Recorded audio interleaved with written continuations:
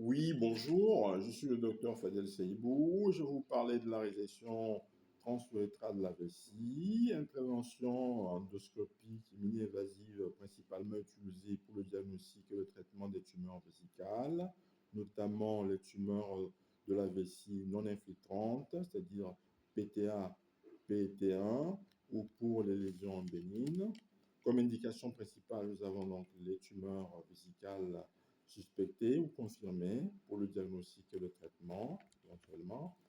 Les tumeurs non infiltrantes du muscle, stade TA, T1, le carcinome uréthélial, les lésions précancéreuses, les biopsies dirigées en cas de cytologie urinaire positive, la réduction tumorale avant traitement adjuvant, BCG, chimiothérapie intravésicale, les lésions bénignes comme les polypes inflammatoires ou les papillomes. Comme contre-indication, nous avons à l'absolu les troubles de la coagulation non corrigés, les infections urinaires actives non traitées, comme contre-indication relative sténose urétérale empêchant le passage du résécteur, prostatomégalie importante.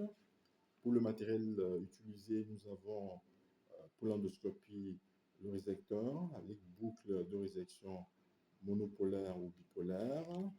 Les marques usuelles sont Karl Storz et Olympus.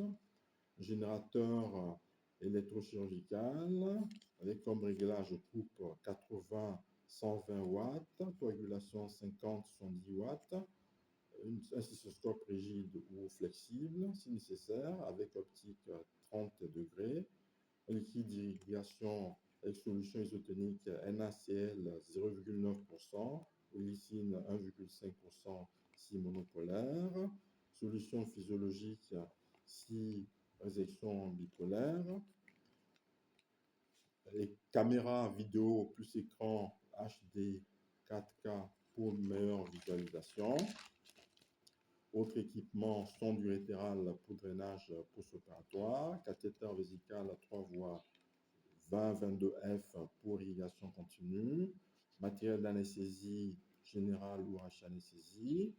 Pour la procédure elle-même, il faut la préparation préopératoire avec bilan préopératoire fait de numération formule sanguine, bilan de coagulation, le CBU, imagerie, échographie, TDM, échographie si nécessaire, antibiothérapie prophylactique. Pour l'installation, le patient en position lithotomie, désinfection en bétadine, chlorhexidine. Technique opératoire avec introduction du cystoscope.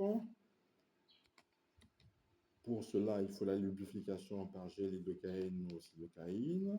Ensuite, passage sous contrôle visuel jusqu'à la vessie. Ensuite, exploration vésicale systématique avec examen de toutes les parois, le dôle, trigone, col et latéral. Opérage des lésions, taille, nombre et localisation. Résection tumorale avec comme principe d'aller couche par couche jusqu'au muscle détruisant 6 tumeurs infiltrantes suspectées. Et comme technique, nous avons la boucle électrique qui est passée sous la lésion et la résection en fragments, l'immorcellement 6 tumeurs volumineuses, régulation des saignements point par point, et les biopsies complémentaires nécessaires en biopsie aléatoire en muqueuse saine si cancer à haut risque, biopsie trigone de la prostate si nécessaire. Ensuite, nous avons le lavage et le drainage avec l'évacuation des fragments tumoraux par aspiration ou sonde à biopsie, mise en place d'une sonde vésicale à 3 voies pour irrigation. Pour les soins post-opératoires, nous avons une irrigation continue par NaCl à 0,9% pendant 24 à 48 heures pour éviter l'obstruction.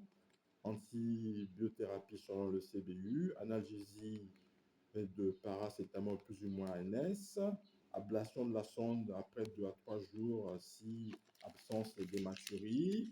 Comme complication possible, nous avons la perforation vésicale dans 5% des cas, nécessitant un drainage prolongé, et une hématurie sévère nécessitant une réintervention dans 2% des cas, une infection urinaire dans 10% des cas nécessitant une antibiothérapie adaptée, une sténose urétérale à long terme, hein.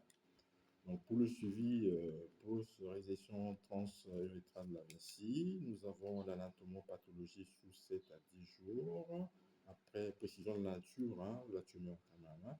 Pour stadification, du grade d'infiltration, cystoscopie de contrôle à 3 mois pour les tumeurs à haut risque, traitement adjuvant BCG et chimiothérapie intravésicale si nécessaire.